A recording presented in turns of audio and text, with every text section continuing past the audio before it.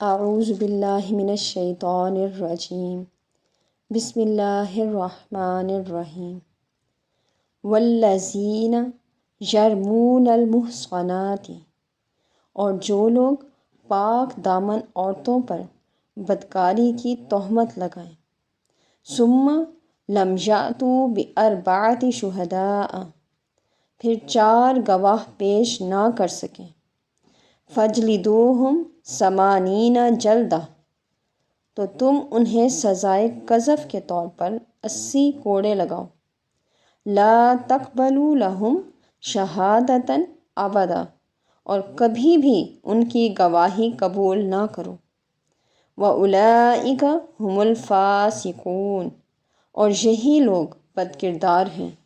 اب یہاں پر اس چیز کی وضاحت کی جا رہی ہے کہ زنا کا جرم اسلامی معاشرے میں انتہائی ناقابل برداشت ہے، اور جو شخص اس کا ارتکاب کرے گا اس کے لیے ایسی عبرتناک سزا مقرر کی گئی ہے جو کسی دوسرے گناہ پر نہیں دی جاتی۔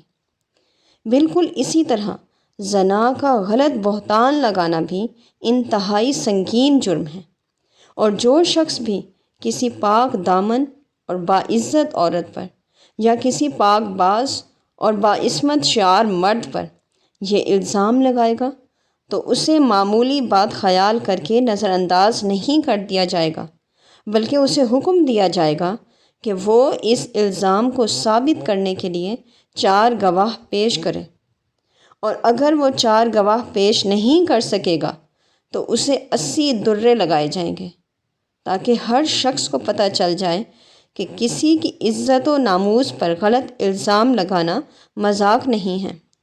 اگر ہم اس آیت مبارکہ کے کلمات پر غور کریں تو یہاں پر الفاظ استعمال ہوئے ہیں یرمونا، اور یرمونا کا مطلب ہے تہمت لگانا، لیکن یہاں اس سے مراد خاص زنا کی تہمت ہے، اور وہ بھی واضح الفاظ میں، جیسے کہ وہ کہیں زنیتا یا زانی۔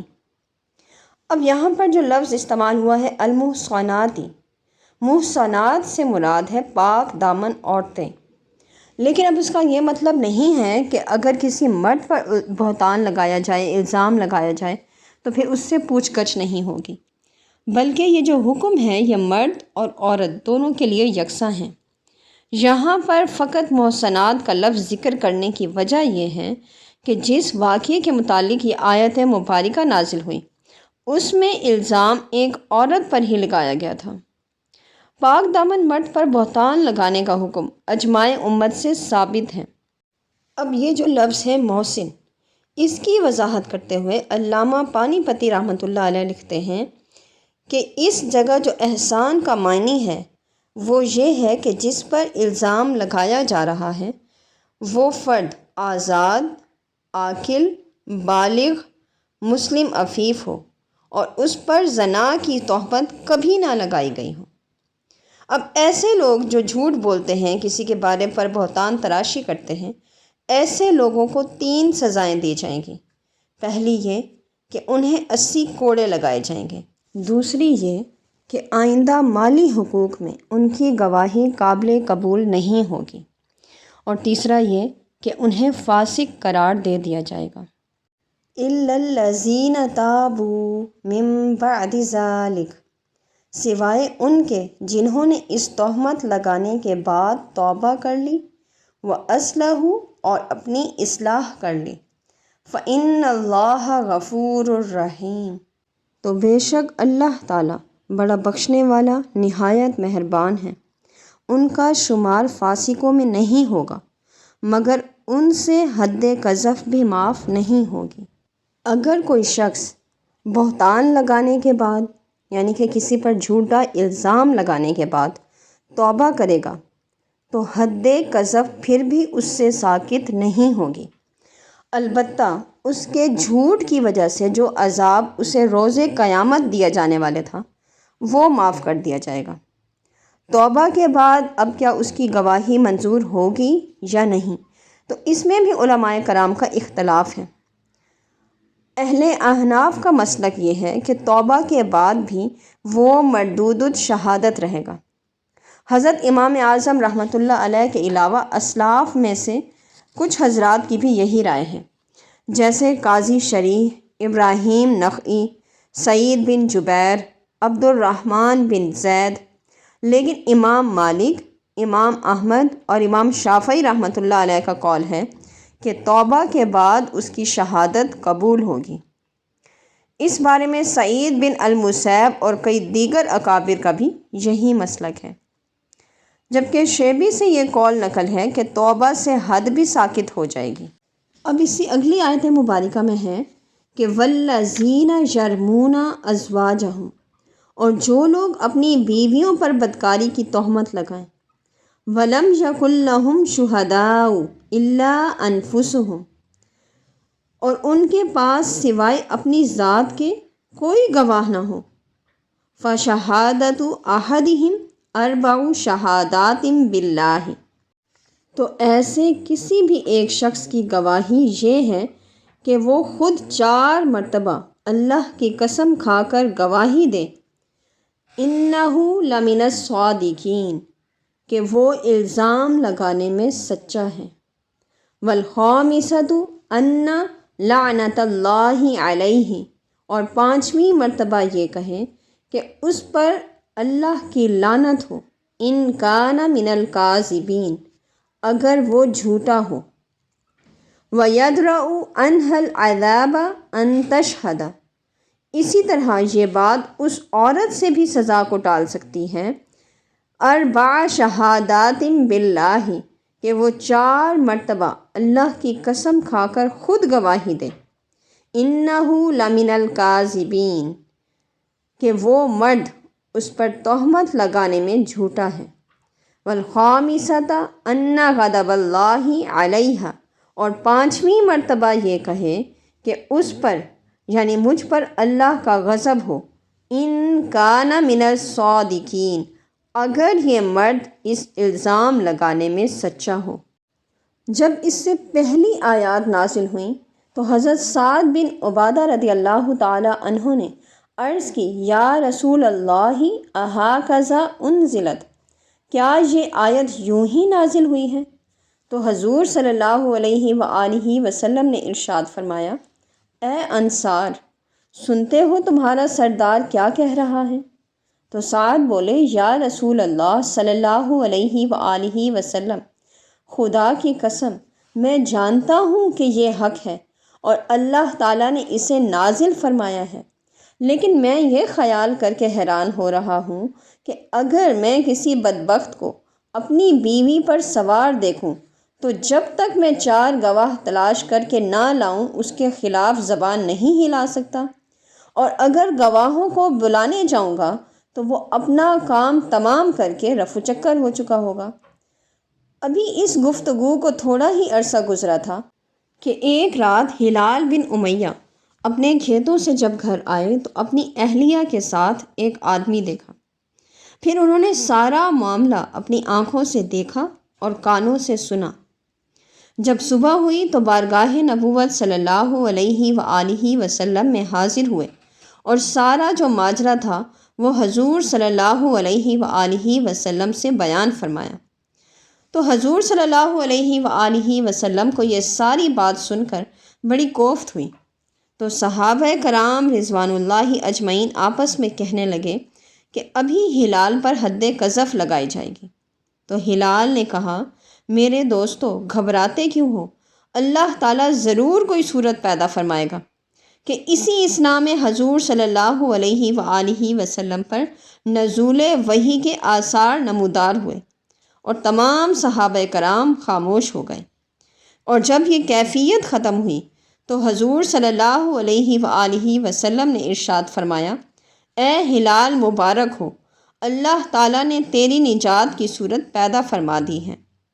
پھر یہ آیت کریمہ پڑھ کر سنائی اور اس کی بیوی کو بلا بھیجا، وہ آئی تو یہ آیت اسے بھی پڑھ کر سنائی، پھر دونوں کو تنبیہ کی کہ دنیا کے عذاب سے قیامت کا عذاب بہت سخت ہے۔ تو ہلال رضی اللہ تعالی عنہ نے عرض کی، یا رسول اللہ صلی اللہ علیہ وآلہ وسلم، میں نے جو کچھ عرض کیا ہے بخدا وہ سچ ہے، عورت نے کہا یہ جھوٹ بولتا ہے، لہٰذا پہلے ہلال نے 4 مرتبہ قسم اٹھا کر کہا کہ میں سچا ہوں، پھر 5ویں مرتبہ کہا کہ اگر میں جھوٹا ہوں تو مجھ پر اللہ تعالیٰ کی لعنت ہو۔ پھر عورت کو بھی کہا گیا کہ اسی طرح تو 4 مرتبہ حلف کے ساتھ گواہی دے کہ وہ جھوٹا ہے۔ جب وہ کہہ چکی تو حضور صلی اللہ علیہ وآلہ وسلم نے اس سے فرمایا، اللہ تعالیٰ سے ڈر، دنیا کا عذاب آخرت کے عذاب سے بہت ہلکا ہے۔ اگر تو نے 5ویں بار بھی کہہ دیا تو عذاب آخرت تجھ پر لازم ہو جائے گا۔ لہٰذا وہ کچھ دیر خاموش رہی، پھر اس نے اپنے گناہ کے اعتراف کا ارادہ کیا، پھر کہنے لگی میں اپنی قوم کو رسوا کرنا نہیں چاہتی، لہٰذا 5ویں مرتبہ بھی اس نے کہہ دیا ان غضب اللہ علیہ ان کان من الصادقین، کہ اگر ہلال سچا ہو تو مجھ پر خدا کا غضب نازل ہو۔ لہٰذا اس طرح قسم اٹھانے سے ہلال حد قذف سے بچ گئے اور وہ عورت حد زنا سے بچ گئی، لیکن ان کے درمیان ہمیشہ کے لیے جدائی کر دی گئی۔ حضور صلی اللہ علیہ وآلہ وسلم نے ارشاد فرمایا کہ اب جو بچہ پیدا ہوا اس کی نسبت ہلال کی طرف نہیں کی جائے گی بلکہ اس کی ماں کی طرف کی جائے، اور ساتھ ہی ایک اور حکم بھی ارشاد فرمایا کہ اگر اس کے بعد کسی نے اس عورت کو زنا سے متہم کیا یا اس کے بچے کو حرامی کہا تو اس پر حد قذف لگائی جائے گی۔ تو اس ارشاد مبارکہ سے واضح ہو گیا کہ جس کو شریعت کسی الزام سے بری کر دے پھر اس پر کسی کو زبان درازی کرنے کا حق نہیں پہنچتا، اور اس طریقہ کار کو لیان کہتے ہیں۔ لیان کرنے سے نکاح ٹوٹ جاتا ہے اور پھر وہ عورت زندگی بھر اس کے نکاح میں نہیں آ سکتی۔ یعنی کہ اگر مرد اس طرح قسم کھا لے اور عورت خاموش ہو جائے تو اس پر زنا کی حد لگے گی، لیکن اگر عورت بھی اسی طرح قسم کھا لے تو وہ بھی زنا کی حد سے بچ جائے گی۔ پھر اللہ تعالیٰ نے ارشاد فرمایا وَلَوْلَا فَضْلُ اللَّهِ عَلَيْكُمْ وَرَحْمَتُهُ وَأَنَّ اللَّهَ تَوَّابٌ حَكِيمٌ، اور اگر اللہ تعالیٰ کا فضل اور اس کی رحمت تم پر نہ ہوتی تو تم بڑی الجھنوں میں پڑ جاتے۔ بے شک اللہ تعالیٰ بہت توبہ قبول فرمانے والا بڑا دانا ہے۔ یعنی اگر حد قذف کے بعد لیان کا قانون جاری نہ کیا جاتا اور مرد اپنی بیوی کو ناشائستہ اور نازیبا حالت میں دیکھتا اور خاموش رہتا تو ساری عمر خون کے گھونٹ پیتا رہتا، اور اگر اظہار کرتا تو 80 کوڑے کھاتا۔ یہ تو محض اللہ تعالیٰ کا کرم ہے کہ اس نے ان پیچیدگیوں سے نجات کا راستہ تمہارے لیے بنا دیا ہے۔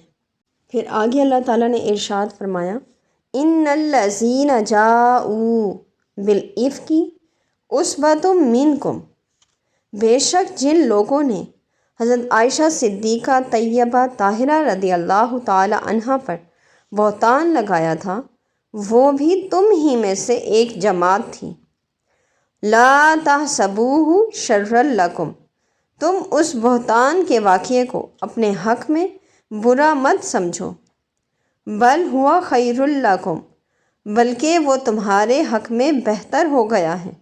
لا تحسبوہ شرا لکم بل ہوا خیر لکم، تم اس بہتان کے واقعے کو اپنے حق میں برا مت سمجھو بلکہ وہ تمہارے حق میں بہتر ہو گیا ہے۔ لِكُلِّ امْرِئٍ مِّنْهُمْ مَا اكْتَسَبَ مِنَ الْإِثْمِ، ان میں سے ہر ایک کے لیے اتنا ہی گناہ ہے جتنا اس نے کمایا۔ وَالَّذِي تَوَلَّىٰ كِبْرَهُ مِنْهُمْ لَهُ عَذَابٌ عَظِيمٌ، اور ان میں سے جس نے اس بہتان میں سب سے زیادہ حصہ لیا اس کے لیے زبردست عذاب ہے۔ اب اس آیت مبارکہ میں اس سازش کا ذکر فرمایا جا رہا ہے جو دشمنان اسلام نے اسلام کی بڑھتی ہوئی طاقت اور ہادی اسلام کی روز افزوں عزت اور شوکت کو دیکھ کر کی، اور جس میں حضور سرور عالم صلی اللہ علیہ وآلہ وسلم کی ذاتی عزت پر حملہ کر کے کمینگی اور دشمنی کی حد کر دی۔ ان آیات مبارکہ میں جو واقعہ بیان کیا گیا ہے اس کے بارے میں حضرت عائشہ صدیقہ رضی اللہ تعالی عنہا خود روایت کرتی ہیں کہ حضور نبی کریم صلی اللہ علیہ وآلہ وسلم کا یہ معمول تھا کہ جب سفر پر تشریف لے جاتے تو اپنی ازواج مطہرات کے درمیان قرہ اندازی فرماتے، اور جس کے نام کا قرہ نکلتا اس کو ہم رکابی کا شرف بخشتے۔ جب حضور صلی اللہ علیہ وآلہ وسلم غزوہ بنی مستلق پر روانہ ہوئے تو حسب معمول قرہ ڈالا گیا تو میرا نام نکلا، لہٰذا میں حضور صلی اللہ علیہ وآلہ وسلم کے ہمراہ گئی۔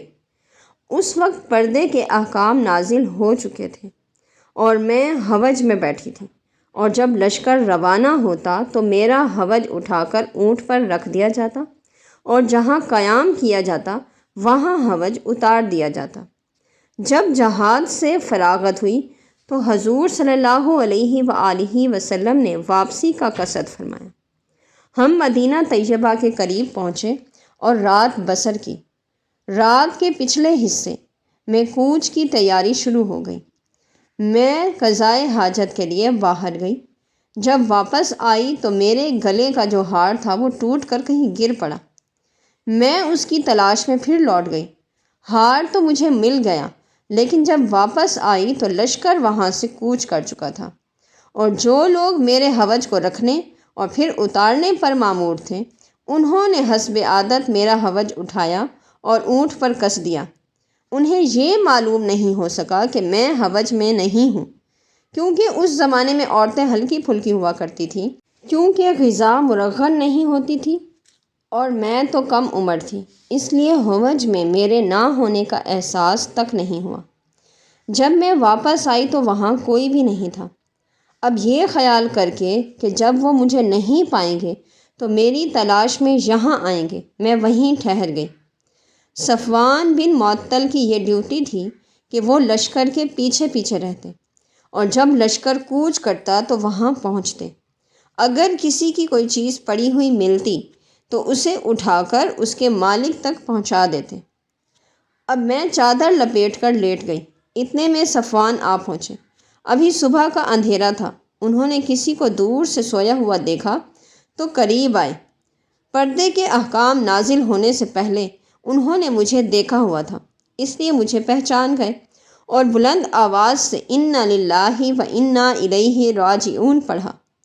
ان کی آواز سے میری آنکھ کھل گئی اور میں نے اپنا چہرہ ڈھانپ لیا تو انہوں نے اپنا اونٹ میرے قریب لا کر بٹھایا اور مجھے سوار کر کے چل دیے۔ ہم دوپہر کے وقت لشکر سے آ ملے۔ جب عبداللہ بن ابی رئیس المنافقین نے یہ دیکھا تو اس نے ایک طوفان برپا کر دیا، اور جب میں مدینہ پہنچی تو بیمار ہو گئی اور 1 ماہ تک بیمار پڑی رہی۔ تو لوگوں میں اس بات کا خوب چرچا ہوتا رہا، لیکن مجھے قطعاً اس کا کوئی علم نہیں تھا۔ البتہ ایک بات مجھے کھٹک رہی تھی کہ میری علالت کے وقت جو لطف و عنایت حضور صلی اللہ علیہ وآلہ وسلم پہلے مجھ پر فرمایا کرتے تھے وہ نہیں تھی۔ حضور صلی اللہ علیہ وآلہ وسلم جب بھی مزاج پرسی کے لیے تشریف لاتے تو صرف اتنا دریافت کرتے، کیف یأتیکم، کہ تمہارا کیا حال ہے۔ اس سے مجھے شک گزرتا۔ بہرحال مجھے اس شر انگیز پروپیگنڈے کی خبر تک نہیں تھی۔ بیماری کے بعد میں بہت نقاہت اور کمزوری محسوس کرنے لگی۔ ایک رات میں مستح کے ساتھ قضائے حاجت کے لیے مدینہ سے باہر گئی، کیونکہ اس وقت تک گھروں میں بیت الخلاء بنانے کا رواج نہیں تھا اور ہم عرب کے دستور کے مطابق جنگل میں ہی جایا کرتی تھی۔ تو مستح حضرت ابو بکر رضی اللہ تعالی عنہ کی خالہ زاد بہن تھی۔ وہ ہم دونوں جب فارغ ہو کر واپس آ رہی تھیں تو مستح کا پاؤں چادر میں الجھا اور وہ گر پڑی۔ ان کی زبان سے بے ساختہ نکلا کہ مستح ہلاک ہو، یہ اس کا بیٹا تھا۔ میں نے کہا تم ایک بدری کے لیے ایسے الفاظ استعمال کر رہی ہو، یہ بہت بری بات ہے۔ تو اس نے کہا کیا تم نے نہیں سنا جو طوفان اس نے برپا کر رکھا ہے؟ تو میرے پوچھنے پر اس نے سارا واقعہ مجھے سنایا، تو یہ سن کر میرا مرض دوبارہ پھر لوٹ آیا۔ حضور صلی اللہ علیہ وآلہ وسلم تشریف لائے تو پوچھا کیف تیکم؟ میں نے عرض کی مجھے اپنے والدین کے پاس جانے کی اجازت مرحمت فرمائی جائے۔ اب مقصد یہ تھا کہ میں والدین سے اس خبر کے متعلق تفصیلی حالات دریافت کروں۔ حضور صلی اللہ علیہ وآلہ وسلم نے اجازت دے دی۔ میں میکے چلی آئی۔ میں نے اپنی والدہ سے کہا کہ یہ امی جان، یہ لوگ کیا باتیں کر رہے ہیں؟ تو انہوں نے کہا بیٹی، زیادہ غمگین ہونے کی ضرورت نہیں۔ جب کوئی بیوی پاکیزہ صورت ہو اور اس کا شوہر اسے محبوب رکھے اور اس کی سوکنے بھی ہوں تو اس قسم کی باتیں ہوتی رہتی ہیں۔ تو میں نے کہا سبحان اللہ، لوگ میرے متعلق ایسی باتیں کر رہے ہیں۔ میں رات بھر جاگتی رہی اور روتی رہی۔ صبح ہوئی تب بھی آنسو جاری تھے اور نیند کا نام و نشان تک نہ تھا۔ جب نزول وحی میں تاخیر ہوئی تو حضور صلی اللہ علیہ وآلہ وسلم نے حضرت علی کرم اللہ وجہہ اور حضرت اسامہ بن زید رضی اللہ تعالی عنہ کو بلایا۔ اسامہ رضی اللہ تعالی عنہ نے تو میری برات کی۔ ان کے دل میں حضور صلی اللہ علیہ وآلہ وسلم کے اہل خانہ کے لیے جو محبت تھی اس کو ظاہر کیا، اور حضرت علی کرم اللہ وجہہ الکریم نے عرض کی یا رسول اللہ صلی اللہ علیہ وآلہ وسلم، آپ اتنا رنجیدہ خاطر کیوں ہیں؟ اس کے علاوہ عورتوں کی کیا کمی ہے؟ اگر حضور صلی اللہ علیہ وآلہ وسلم تصدیق فرمانا چاہتے ہیں تو یہ بریرہ لونڈی کو بلا کر دریافت فرمائیں، وہ حقیقت حال سے آگاہ کر دے گی۔ لہٰذا بریرہ رضی اللہ تعالی عنہا سے حضور صلی اللہ علیہ وآلہ وسلم نے پوچھا اے بریرہ، کیا تو نے کوئی ایسی چیز دیکھی ہے جس سے تمہیں عائشہ رضی اللہ تعالی عنہا کے بارے میں کوئی شک ہوا ہو؟ تو اس نے عرض کی مجھے اس خدا کی قسم جس نے حضور صلی اللہ علیہ وآلہ وسلم کو سچا رسول بنا کر بھیجا ہے، اس کے سوا میں نے عائشہ میں کوئی عیب نہیں دیکھا کہ آٹا گھوندا ہوا رکھا ہوتا ہے اور یہ اپنی کم سینی کی وجہ سے سو جاتی ہیں اور بکری آ کر آٹا کھا جاتی ہے۔ کسی نے بریرہ کو جھڑکا کہ تو سچ کیوں نہیں بتاتی؟ تو اس نے کہا خدا کی قسم، میں ان کے متعلق اس کے علاوہ اور کچھ نہیں جانتی، جس طرح ایک زرگر خالص سونے کے متعلق جانتا ہے۔ پھر سرور عالم صلی اللہ علیہ وآلہ وسلم مسجد میں تشریف لے گئے اور منبر پر کھڑے ہو کر ارشاد فرمایا اے گروہ مسلمانان، اس شخص کے بارے میں مجھے کون معذور رکھتا ہے جس کی اذیت رسانی میرے اہل خانہ کے بارے میں مجھ تک پہنچی ہے؟ باخدا میں اپنے اہل کے لیے خیر کے بغیر کچھ نہیں جانتا اور مجھے ان سے کسی غلطی کا کوئی علم نہیں ہے۔ سعد بن معاذ انصاری رضی اللہ تعالی عنہ کھڑے ہو گئے، عرض کی میں حاضر ہوں، اگر وہ شخص قبیلہ اوس سے ہے ہم اس کی گردن اڑا دیں گے، اور اگر وہ بنی خزرج سے ہے اور حضور صلی اللہ علیہ وآلہ وسلم ہمیں حکم دے تو تعمیل ارشاد کی جائے گی۔ حضرت عائشہ صدیقہ رضی اللہ تعالی عنہا فرماتی ہیں کہ سعد بن عبادہ اٹھے جو کہ خزرج کے سردار تھے اور بڑے ہی صالح آدمی تھے، لیکن ان کی قبائلی عصبیت بیدار ہو گئی۔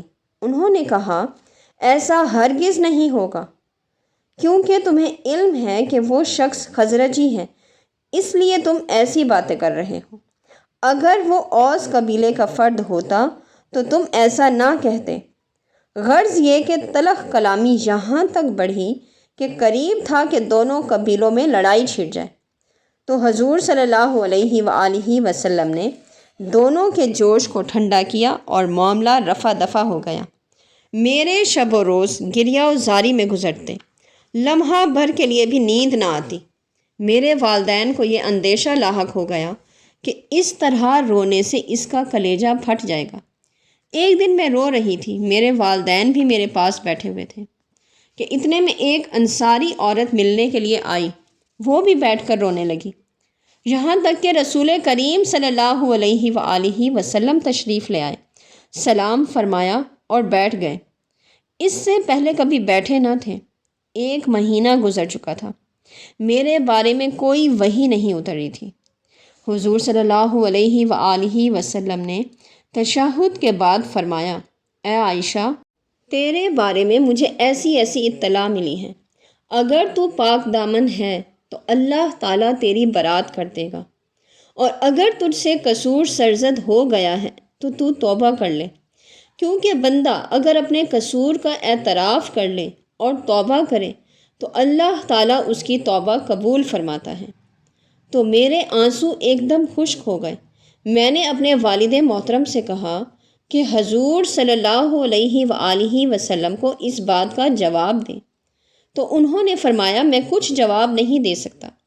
پھر میں نے والدہ سے کہا، انہوں نے بھی معذوری ظاہر کر دی۔ میں اگرچہ نو عمر تھی، زیادہ قرآن بھی پڑھا ہوا نہیں تھا، لیکن میں نے عرض کی، باخدا آپ لوگوں نے ایک بات سنی اور وہ تمہارے دلوں میں جم گئی۔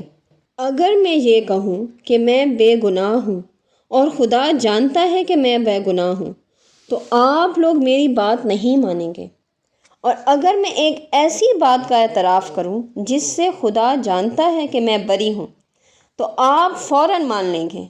اب میرے لیے اس کے بغیر کوئی چارہ کار ہے ہی نہیں کہ میں وہ بات کہوں جو یوسف علیہ السلام کے باپ نے کہی تھی، فَصَبْرٌ جَمِيلٌ وَاللَّهُ الْمُسْتَعَانُ عَلَى مَا تَصِفُونَ۔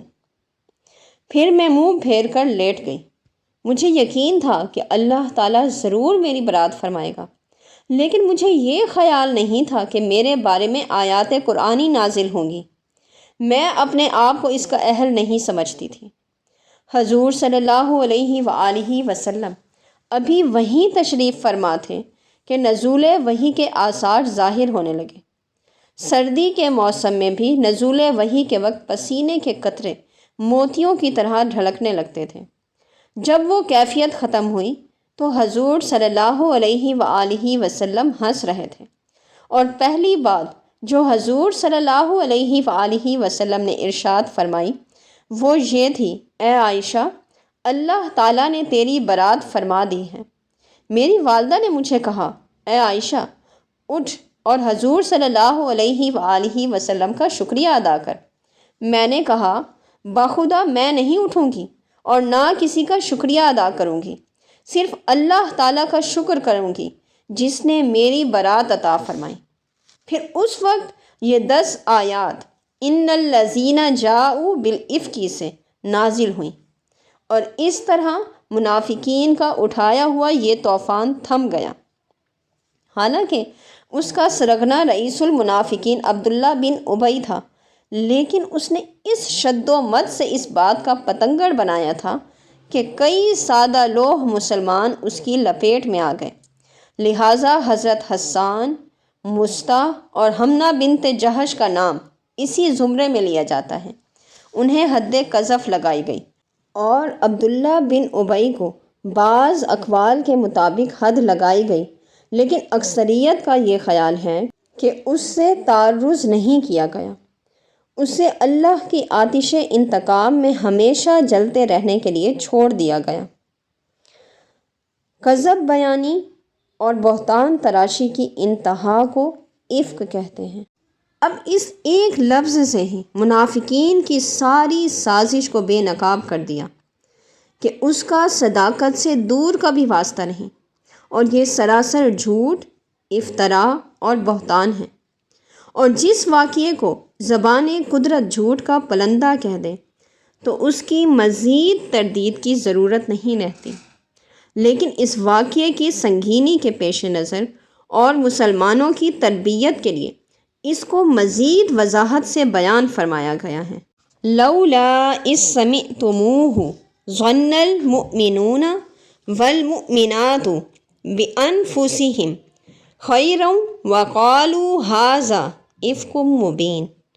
ایسا کیوں نہ ہوا کہ جب تم نے اس بہتان کو سنا تھا تو مومن مرد اور مومن عورتیں اپنوں کے بارے میں نیک گمان کر لیتے اور یہ کہہ دیتے کہ یہ کھلا جھوٹ پر مبنی بہتان ہے۔ لولا جاؤ علیہ باربعۃ شہداء، یہ افطرا پرداز لوگ اس طوفان پر 4 گواہ کیوں نہ لائے۔ فَإِذْ لَمْ يَأْتُوا بِالشُّهَدَاءِ، پھر جب وہ گواہ نہیں لا سکے، فَأُولَٰئِکَ عِندَ اللہِ هُمُ الْكَاذِبُونَ، تو یہی لوگ اللہ کے نزدیک جھوٹے ہیں۔ وَلَوْلَا فَضْلُ اللہِ عَلَيْكُمْ وَرَحْمَتُهُ فِي الدُّنْيَا وَالْآخِرَةِ، اور اگر تم پر دنیا و آخرت میں اللہ کا فضل اور اس کی رحمت نہ ہوتی، لَمَسَّكُمْ فِي مَا أَفَضْتُمْ فِيهِ عَذَابٌ عَظِيمٌ، تو جس تہمت کے چرچے میں تم پڑ گئے ہو اس پر تمہیں زبردست عذاب پہنچتا۔ اِسْتَلَقَّوْنَهُ بِأَلْسِنَتِكُمْ وَتَقُولُونَ بِأَفْوَاهِكُمْ، جب تم اس بات کو ایک دوسرے سے سن کر اپنی زبانوں پر لاتے رہے اور اپنے منہ سے وہ کچھ کہتے رہے، مَا لَيْسَ لَكُمْ بِهِ عِلْمٌ وَتَحْسَبُونَهُ هَيِّنًا، جس کا تمہیں کوئی علم ہی نہ تھا اور اس چرچے کو معمولی بات خیال کر رہے تھے۔ وَهُوَ عِندَ اللہِ عَظِيمٌ، حالانکہ وہ اللہ کے حضور بڑی جسارت ہو رہی تھی۔ وَلَوْلَا إِذ سَمِعْتُمُوهُ قُلْتُمْ مَا يَكُونُ لَنَا أَن نَّتَكَلَّمَ بِهَٰذَا، اور جب تم نے یہ بہتان سنا تھا تو تم نے اسی وقت کیوں نہ یہ کہہ دیا کہ ہمارے لیے یہ جائز ہی نہیں ہے۔ سبحانک ھذا بہتان عظیم، کہ ہمارے لیے یہ جائز نہیں ہے کہ ہم اسے اپنی زبان پر لائیں، بلکہ تم یہ کہتے کہ اے اللہ تو پاک ہے اس بات سے کہ ایسی عورت کو اپنے حبیب مکرم صلی اللہ علیہ وآلہ وسلم کی محبوب زوجہ بنا دے، یہ بہت بڑا بہتان ہے۔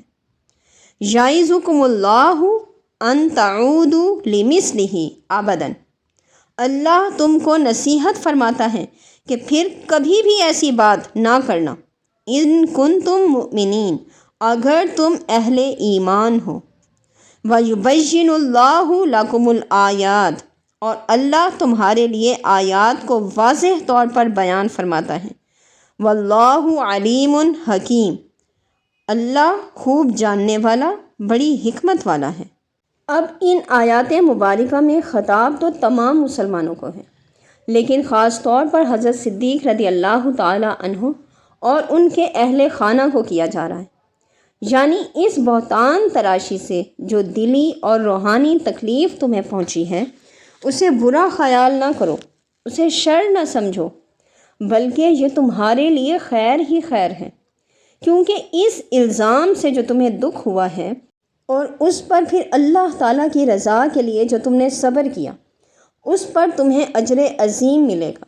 اے صدیق رضی اللہ تعالی عنہ، تمہیں چند دن کی تکلیف ضرور ہوئی، لیکن اب قیامت تک کے لیے تیری نور نظر کی پاک دامنی کی شہادت قرآن پاک دیتا رہے گا، اور تیری لخت جگر کی عفت اور پاک دامنی کو ماننا ایمان اور اسلام ہوگا، اور جو اس کا انکار کرے گا بلکہ جو اس میں ذرا سا شک و شبہ بھی کرے گا وہ بھی دائرہ اسلام سے خارج اور نعمت ایمان سے محروم کر دیا جائے گا۔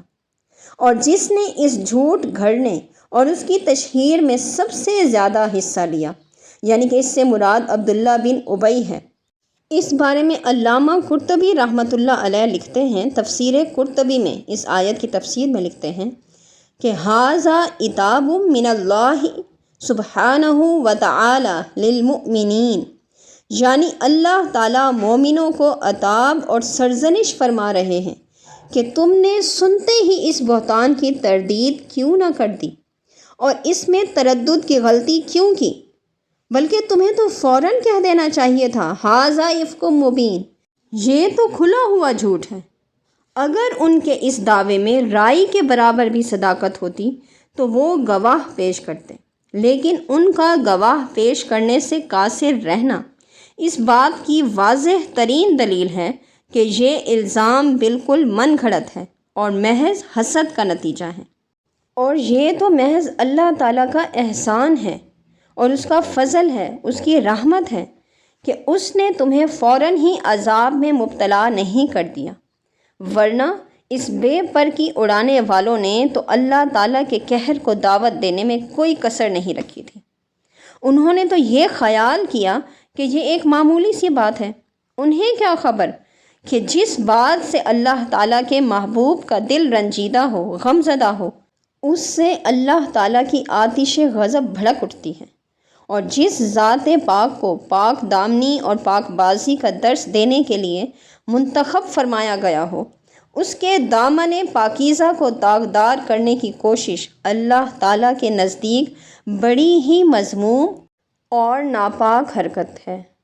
اس سورت کی آیت نمبر 16 میں جو اللہ رب العزت نے فرمایا سبحانک ھذا بہتان عظیم، تو یہاں جو سبحانہ کا ذکر کر کے اس بات کی طرف اشارہ کیا گیا ہے کہ اللہ تعالیٰ اس بات سے پاک ہے، بری ہے کہ اس کے رسول کی زوجہ محترمہ کا دامن ایسے الزام سے آلودہ ہو، گویا کہ نبی مکرم صلی اللہ علیہ وآلہ وسلم کی رفیقہ حیات پر الزام لگانا نبی مکرم صلی اللہ علیہ وآلہ وسلم پر الزام لگانا ہے، اور نبی مکرم پر ایسا الزام آپ پر نہیں بلکہ رب کریم پر ہے جس نے ایسا نبی بنایا۔ تو یاد رہے کہ حضرت صدیقہ رضی اللہ تعالی عنہا کی پاک دامنی ان کو ثابت کرنے کے لیے اللہ تعالیٰ نے زبان قدرت سے وہی اسلوب اختیار کیا جو اللہ تعالیٰ کے ساتھ شریک ٹھہرانے والوں کی تردید کے وقت اختیار کیا جاتا ہے۔ اس کی وضاحت امام رازی رحمۃ اللہ علیہ فرماتے ہیں کہ وحی کے نازل ہونے سے پہلے بھی حضور صلی اللہ علیہ وآلہ وسلم کو حضرت عائشہ صدیقہ رضی اللہ تعالی عنہا کی پاک دامنی کا علم تھا، کیونکہ نبی کا ایسے عیبوں سے پاک ہونا جو لوگوں کو اس سے متنفر کر دیں ضروریات عقلیہ میں سے ہے، جیسے کہ اس کا جھوٹا ہونا یا کمینہ خاندان کا فرد ہونا یا اس کے والدین کا تہمت زنا سے متہم ہونا، اسی طرح ان کی اہلیہ کی عصمت کا مشکوک ہونا۔ اگر نبی میں ان تمام عیبوں میں سے کوئی ایک عیب بھی پایا جائے گا تو لوگ اس سے متنفر ہو جائیں گے اور اس کی بعثت کا مقصد ہی فوت ہو جائے گا۔ امام رازی رحمۃ اللہ علیہ نے اپنے اس کلام پر 2 شبہے پیش کیے ہیں اور خود ہی پھر ان کا جواب دیا ہے۔ پہلا یہ کہ نبی کی بیوی کا کافر ہونا قرآن سے ثابت ہے اور کفر زنا سے زیادہ سنگین جرم ہے۔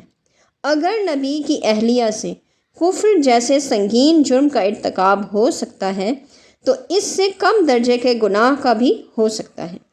اس کا جواب فرمایا کہ بیوی کا کفر لوگوں کو متنفر نہیں کرتا، البتہ اس کے دامن عصمت کا داغدار ہونا لوگوں کو بلا شبہ متنفر کر دیتا ہے۔ اب دوسرا شبہ یہ ذکر کیا کہ اگر رسول کریم صلی اللہ علیہ وآلہ وسلم کو علم ہوتا تو حضور صلی اللہ علیہ وآلہ وسلم اتنا عرصہ پریشان کیوں رہتے؟ تو اس کے رد میں امام فرماتے ہیں کہ حضور صلی اللہ علیہ وآلہ وسلم کا پریشان ہونا علم نہ ہونے کی دلیل نہیں۔